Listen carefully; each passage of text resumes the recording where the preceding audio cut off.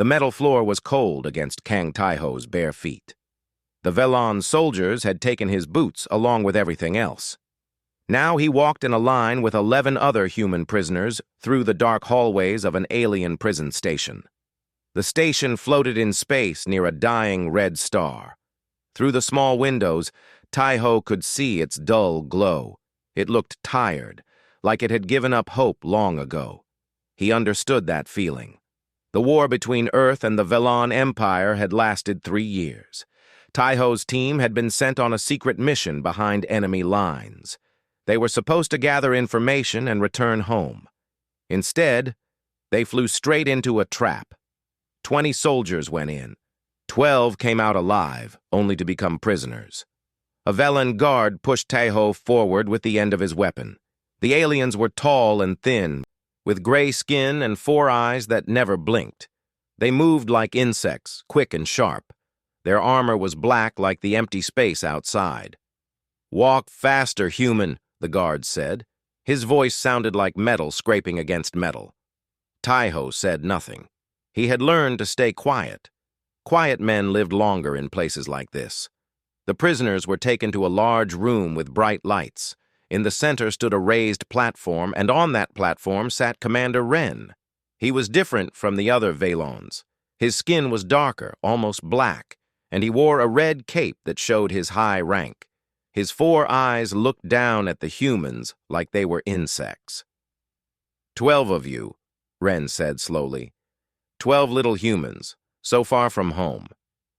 None of the prisoners spoke. They had been trained to give only their names and nothing more. Ren stood up and walked down from his platform. He stopped in front of a big soldier named Cho Daewon. Daewon was the largest of the group, with thick arms and a scar across his face. "You look strong," Ren said. "Perhaps you know things. Perhaps you will tell me about Earth's defense plans." Daewon stared straight ahead and said nothing. Ren's thin mouth twisted into something like a smile. "I see. You humans are all the same. You think your silence makes you brave." He walked along the line, looking at each prisoner. "But silence means nothing here. Pain always wins in the end." He stopped in front of Taiho. Unlike Daewon, Taiho was lean and average in size. He did not look like a soldier. He looked like someone who worked with computers or books. His face was calm, almost peaceful. "And what about you?" Ren asked. "You seem different, softer." Taiho met the commander's 4 eyes, but said nothing. Ren laughed. It was an ugly sound. "I think I have found our first volunteer." He turned to his guards. "This one looks weak. He will be perfect entertainment for the troops. Take him to the Ashworm Pit." The other prisoners shifted nervously. Even Daewon's face showed a flash of fear. Everyone in the galaxy knew about ashworms. They were space dragons, massive creatures born on volcanic worlds. The Velons had captured one years ago and used it to execute prisoners. No one had ever survived more than a few seconds in its cage. 2 guards grabbed Taiho's arms and began to drag him away. "Wait," Daewon said, stepping forward. "Take me instead. I am stronger. I will last longer. Your soldiers will enjoy it more." Ren raised one hand, and a guard struck Daewon across the face. The big man fell to his knees. "I did not ask for your opinion," Ren said coldly. "The weak one goes first. You can watch and think about what comes next." Taiho did not struggle as the guards pulled him through the doors. He did not beg or cry. His heart beat steady and slow, like a man taking a quiet walk, not a man going to his death. In another part of the station, a young woman named Yoon Minji sat alone in a small cell. She had been separated from the others because the Velons thought female prisoners might talk more easily. They were wrong about her. Minji was an intelligence officer. She had been part of Taiho's team, and she knew things about him that no one else knew. She knew about the secret program he had belonged to before the war. She knew about his strange gift. A small screen in her cell showed the security feed from the main room. She watched as Taiho was dragged away. Her hands gripped the edge of her seat until her knuckles turned white. "They have no idea," she whispered to herself. "They have no idea what they have done." Deep in the station, Taiho was taken to a preparation room. The guards removed his prison clothes and gave him a thin gray shirt and pants. They scanned his body for weapons, finding nothing. Then they led him down a long tunnel that grew hotter with each step. At the end of the tunnel was a massive iron door. Strange sounds came from the other side, deep breathing, the scrape of claws on stone, the smell of smoke and something ancient. A young Velon soldier stood by the door controls. Her name was Nelra, and unlike the others, she did not smile at the thought of watching a prisoner die. She looked at her scanner and frowned. The human's heartbeat was completely normal. He was not afraid. That was impossible. Everyone was afraid of the ashworm, even Velons. "Open the door," the senior guard commanded. Nelra pressed the button. The iron doors groaned and began to slide apart. Hot air rushed out, carrying the smell of fire and death. Beyond the doors was darkness, broken only by the distant glow of lava. The guards shoved Taiho forward. He stumbled but did not fall. Behind him, the doors slammed shut with a sound like thunder. Above the pit, hundreds of Velon soldiers gathered on an observation deck. They cheered and shouted, eager to watch the human die. Bets were placed on how long he would last. The current record was 19 seconds. Commander Ren took his seat in the center of the deck. He leaned forward, his 4 eyes bright with cruel excitement. In the pit below, Kang Taiho stood alone in the darkness. He could hear something massive moving in the shadows ahead. Something that had killed over 300 prisoners. Something that had never shown mercy to any living thing. He took a deep breath and waited. The ground beneath Taiho's feet was black volcanic rock, still warm from the heat below. Red light glowed from cracks in the floor where lava flowed deep underground. The air was thick and hard to breathe, filled with smoke and the smell of sulfur. He looked around slowly.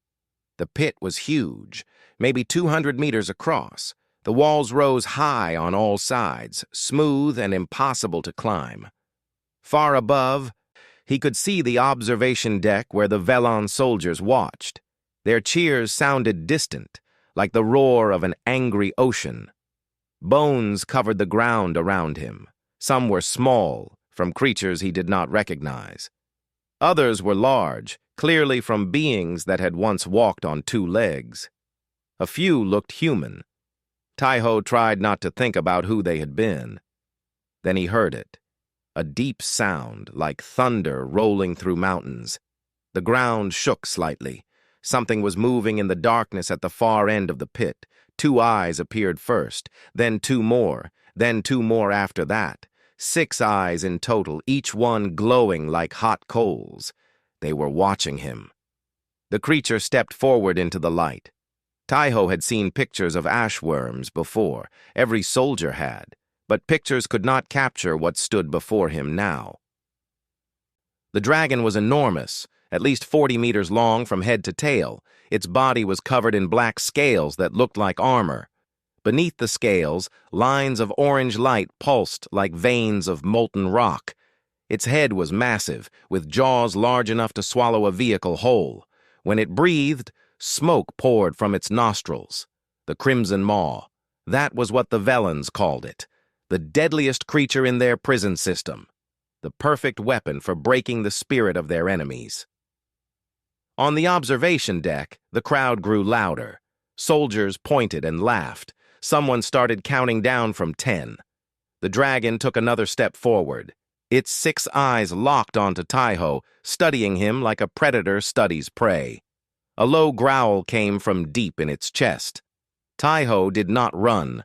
There was nowhere to run. The pit was designed to be a killing ground with no escape. Running would only make the dragon chase him, and he could never outrun something so large. Instead, he did something strange. He closed his eyes. The crowd fell silent for a moment, confused. Was the human giving up already? That was no fun at all. But Taiho was not giving up. He was remembering. Years ago, before the war, he had been part of a secret program called the Stellar Fauna Division. The program studied how humans could survive on alien worlds filled with dangerous creatures. Scientists discovered that a small number of humans carried a rare genetic mutation. These people could produce special chemicals in their bodies that affected the brains of predatory animals. The chemicals sent a simple message: I am not a threat. I am not food. I am something else. Park Seo-jun, the man who had trained Taiho, called it the gift of peace. Every predator in the universe is afraid, Seo-jun had told him once.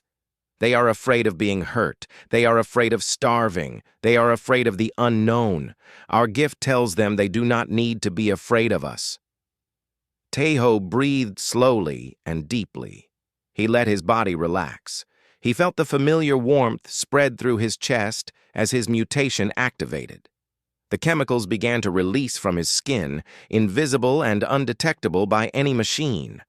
The dragon was now only 20 meters away. It lowered its massive head, preparing to charge. Fire began to glow in the back of its throat. The crowd on the observation deck leaned forward. This was the moment they had been waiting for.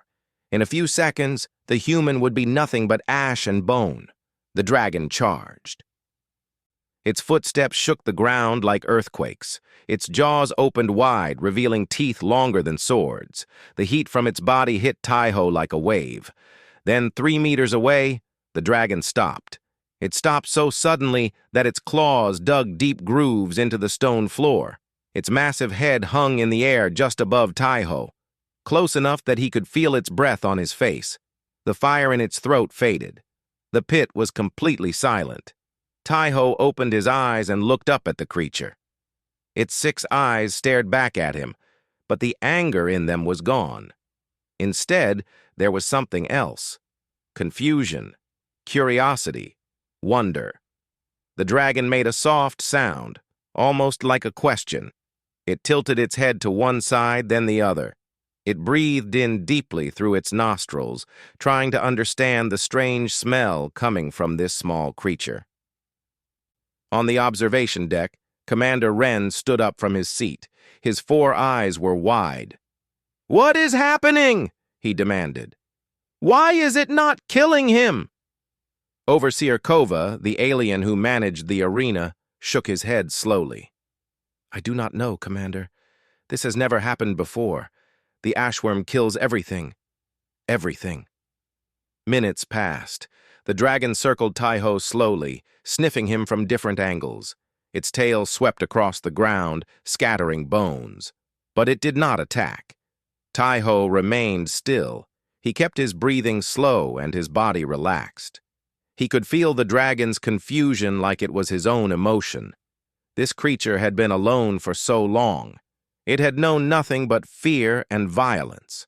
Every living thing it met either tried to hurt it or tried to escape from it. But this human was different. This human was not afraid. This human was not running. This human smelled like something the dragon had never encountered before. Something calm. Something peaceful. Slowly, very slowly, Taiho raised his hand. The crowd gasped. Several soldiers looked away, expecting to see the human's arm torn off. But the dragon did not move. It watched as Taiho's hand rose higher, reaching toward its massive snout. The fire in its chest pulsed brighter, uncertain. Taiho's fingers touched the dragon's scales. They were hot, almost burning, but he did not pull away. He pressed his palm flat against the creature's nose and held it there. The dragon exhaled. A cloud of warm smoke washed over Taiho, but there was no fire, no violence, just breath. In the observation deck, no one spoke. Even Commander Wren was silent. In her cell, Minji watched the security feed with tears running down her face.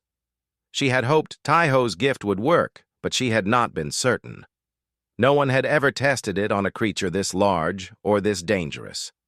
Near the arena door, young Nelra stared at her scanner in disbelief. The human's heartbeat was still normal, and now, impossibly, the ashworm's heartbeat was slowing too. Both creatures were calm. She reached for her personal device and began to record. Whatever was happening in that pit, it would change everything. The whole galaxy needed to see it. Down in the pit, Taiho and the dragon stood together in the red glow of the lava. Neither moved, neither spoke. But something had passed between them, a connection that went beyond words, beyond species, beyond the hatred of war. For the first time in its long and painful life, the Crimson Maw had found something it did not want to kill. 3 days passed, and Kang Taeho was still alive. The Velon commanders did not know what to do. Killing the human meant sending soldiers into the pit, and no one wanted to go near the ashworm. The dragon had killed trained warriors in seconds. Guards refused to enter, even with weapons. So they waited and watched. Commander Ren ordered the dragon to be starved. If the creature was hungry enough, surely it would eat the human. Food deliveries to the pit stopped completely. The small animals usually released for the dragon's meals no longer came. But the plan did not work. On the second day, without food, the dragon caught a large rat-like creature that had wandered into the pit through a crack in the wall. Instead of eating it alone, the ashworm carried the dead animal to where Taeho sat and dropped it at his feet. Then it lay down beside him and waited. The soldiers watching from above could not believe what they were seeing. The deadliest creature in Velon space was sharing food with a human prisoner. Taiho cooked the meat over one of the lava vents. The dragon watched him with curious eyes, its head resting on its massive front legs. When Taeho ate, the dragon seemed satisfied. It closed its eyes and made a deep rumbling sound, almost like a cat purring. In his memories, Taeho returned to Earth. He was young again, standing in a green field under a blue sky. Park Seojun stood beside him, an older man with gray hair and kind eyes. They were watching a creature from another world. It looked like a tiger, but with blue fur and 2 tails. The alien animal had been brought to Earth for study after being found on a colony world. It had killed 3 researchers before Seojun's team was called in. "Are you afraid?" Seojun asked the young Taiho. "Yes," Taiho admitted. "Good. Fear keeps us honest." Seojun smiled. "But remember what I taught you. That creature is more afraid than you are. It has been taken from its home. It has been poked and studied by beings it does not understand. It has learned that every new thing means pain. So what do I do?" The morning came with the sound of alarms. Taiho woke instantly, his soldier's instincts pulling him from sleep. Huan was already awake, its 6 eyes focused on the ceiling far above. The dragon could sense that something was wrong. Red lights flashed along the walls of the pit. A loud voice spoke through speakers in the Velon language. Taiho did not understand the words, but he understood the tone. Something was happening. High above, Commander Ren stood in the control room and gave his final order. "Release the gas. Kill them both." An officer reached for the controls, but nothing happened when he pressed the button. He tried again. Still nothing. "What is the problem?" Ren demanded. "The system is not responding, Commander. Someone has disabled it." Ren's 4 eyes went wide with fury. "Find out who did this, now!" But Nelra was already gone. She had disabled the gas system an hour before dawn and disappeared into the station's lower levels. She had one more thing to do before she could escape. The communication screen in the pit flickered to life. Taiho looked up and saw a young Velon female on the display. She spoke quickly in broken human language. "Human, can you hear me? They want to kill you. Gas does not work now, but they will find another way. You must escape." "How?" Taiho asked. "There is no way out." "There is. The ceiling. It opens for dragon transport. I have sent the override codes to your display now. When ceiling opens, you must fly." "Fly." Taiho looked at Huan. The dragon had never carried a rider before. No one had ever tried. "The human fleet is coming," Nelra continued. "Your people received the message. They will be here in 3 hours. You must survive until then." The screen went dark. Taiho's mind raced. 3 hours. The ceiling. Flying on a dragon through space. It was impossible. It was insane. He looked into Juan's 6 glowing eyes. The dragon looked back at him calmly, as if waiting for direction. "Do you trust me?" Taiho asked softly. The dragon lowered its head and pressed its snout against Taiho's chest. The message was clear. "Okay then," Taiho said. "Let us fly." He climbed onto Juan's back, settling himself between 2 large scales near the base of the dragon's neck. The scales were hot, but not burning. He grabbed onto a ridge of bone that ran along the creature's spine and held tight. Then he entered the override codes into the small display panel built into the pit wall. Far above, the ceiling began to open. Commander Wren saw the ceiling moving on his monitors and screamed with rage. "Stop it! Close the doors! Someone stop that human!" Soldiers ran in every direction, but it was too late. The ceiling split apart, revealing the black emptiness of space beyond. Emergency shields kept the air inside the station, but they would not stop a dragon. Juan spread its wings. They were massive, each one 30 meters across.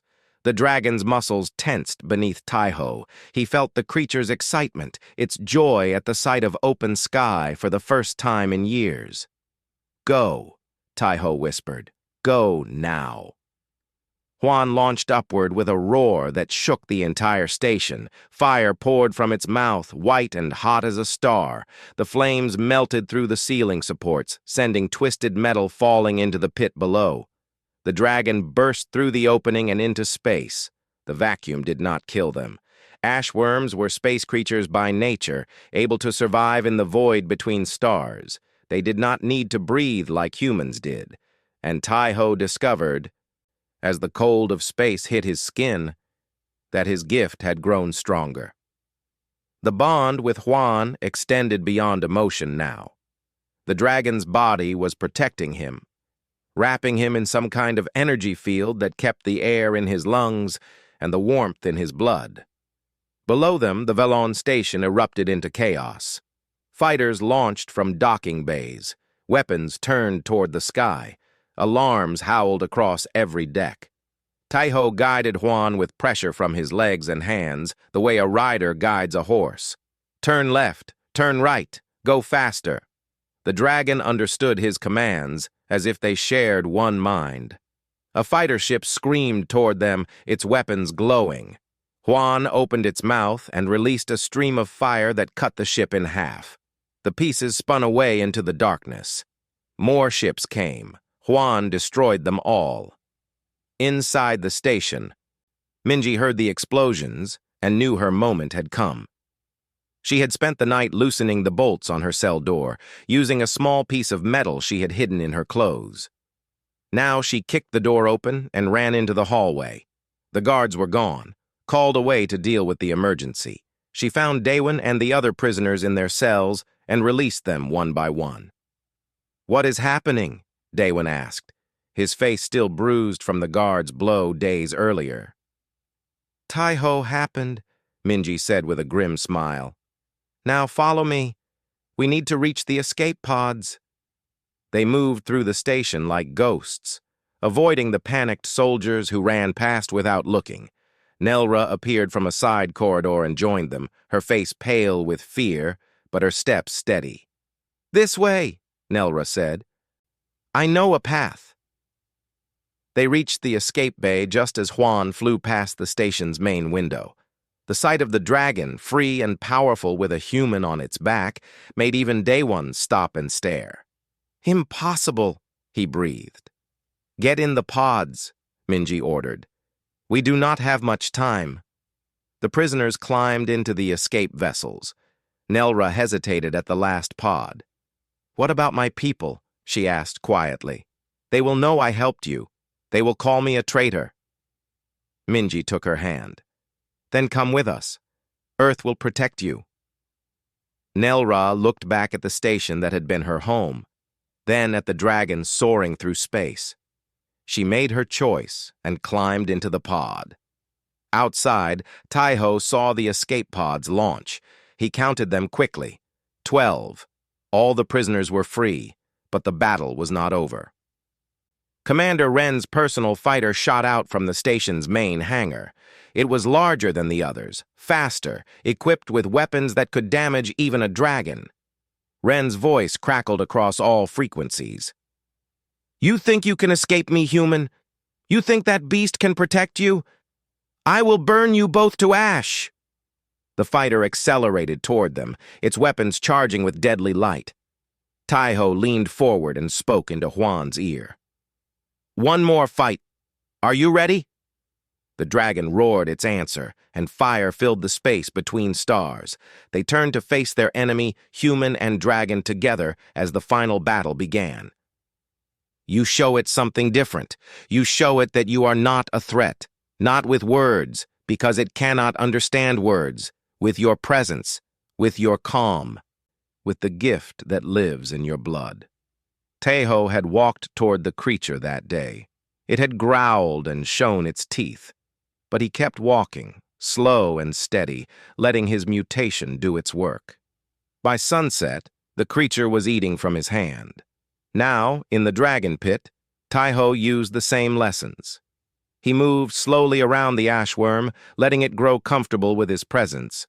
He touched its scales gently, learning which spots made it tense and which spots made it relax. He spoke to it in a soft voice, not because the dragon understood his words, but because the tone carried meaning. On the third day, Taiho decided to give the creature a name. "Juan," he said, pressing his forehead against the dragon's snout. It was a Korean name meaning bright or shining. It fit the creature well. The molten lines beneath its scales glowed like captured sunlight. Juan made a soft sound in response. Its eyes, all 6 of them, looked at Taiho with something that might have been affection. High above, in the observation deck, Commander Wren grew more angry with each passing hour. The human was supposed to die screaming.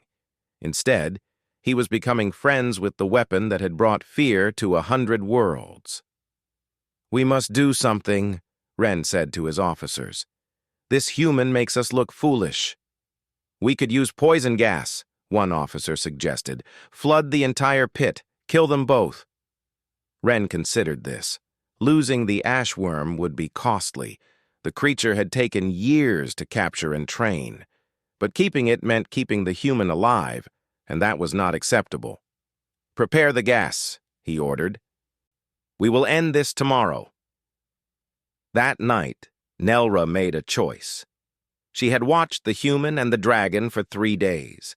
She had seen things that went against everything she had been taught about alien creatures. The Velans believed that strength came from domination, from breaking the will of other beings. But this human had shown another way. He had offered peace instead of war, and the most violent creature in the galaxy had accepted. Nelra was a scientist, not a soldier. She had been forced into military service like many young Velans when the war began. She did not believe in the war. She did not believe in torture and executions for entertainment. She had kept quiet because speaking out meant death. But now she could not stay silent any longer. She found a way into the communication system and sent a coded message to the human woman being held in the separate cell block.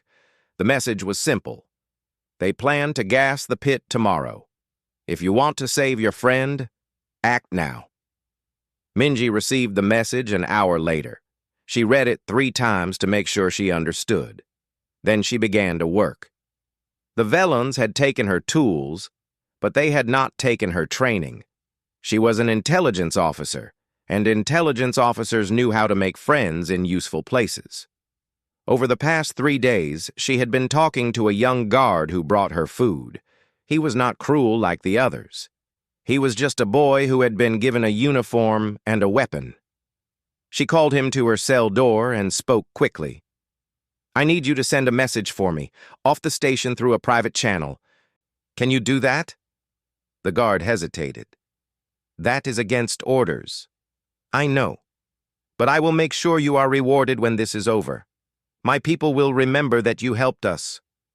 The guard looked at her for a long moment. Then he nodded slowly. What message? Minji smiled. Tell Earth's resistance that Taiho is alive. Tell them he is bonded with the dragon, and tell them to prepare for extraction. The message went out into space, bouncing through secret channels until it reached human ears. Across the galaxy, ships began to move. In the pit, Taiho did not know that help was coming. He did not know that his life was measured in hours. He only knew that for the first time since his capture, he felt something like hope. Huan lay curled around him, its massive body providing warmth in the cold night. The dragon's breathing was slow and peaceful. In sleep, it looked almost gentle. Taiho rested his hand on the creature's neck and felt its heartbeat, strong and steady. I will not let them hurt you, he whispered. Whatever happens tomorrow, I promise you that. The dragon shifted slightly in its sleep. One massive wing unfolded and wrapped around Taiho like a blanket. Above them, unseen and unknown, the final day was beginning. Commander Ren's ship was fast, but Huan was faster. The dragon twisted through space with movements that seemed impossible for something so large. Taiho held on tight as they rolled and dove, avoiding streams of bright energy that shot from Ren's weapons. Each miss made the Velon commander angrier, and each angry shot went wider than the last. Stand still and die, Ren screamed across the radio.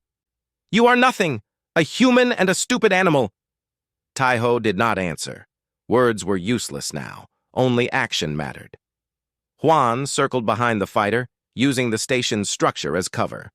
Ren tried to turn, but his ship could not match the dragon's speed.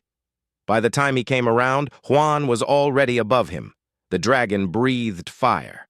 White flames poured down onto the fighter's shields. The shields flickered, held for a moment, then failed completely.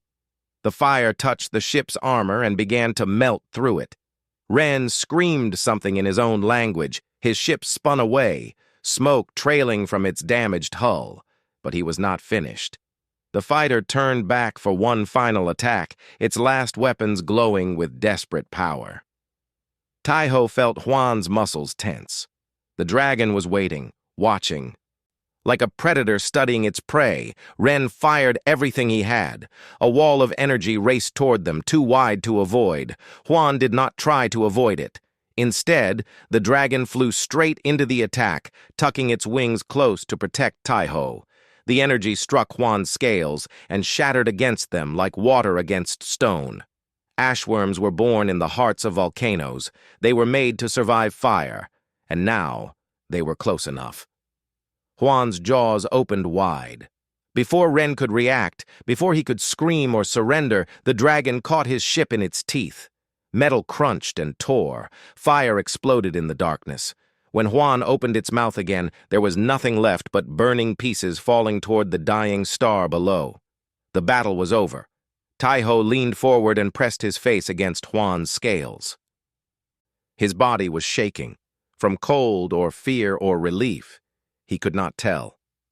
Good, he whispered. You did good. The dragon made a soft sound in response, a rumble of satisfaction. Then, at the edge of the star system, space began to ripple. Lights appeared in the darkness, growing brighter with each second. Ships emerged from faster-than-light travel, dozens of them, hundreds of them, all bearing the flag of Earth. The human fleet had arrived. Taiho raised one hand and waved, though he knew no one could see him from that distance. It did not matter. The escape pods had already sent signals, and the fleet was moving to collect them. A voice crackled through a communication device that Huan's energy field had kept working. This is Admiral Song of the Earth Defense Fleet. We have received your signal and are beginning rescue operations. Can you confirm the status of prisoner Kang Taiho? Taiho smiled despite everything. He pressed the device's button and spoke. This is Kang Taiho. I am alive, and I have someone I want you to meet." He guided Juan toward the largest ship in the fleet, moving slowly so the guns would not fire. Soldiers gathered at windows and viewports, staring in disbelief as the dragon approached.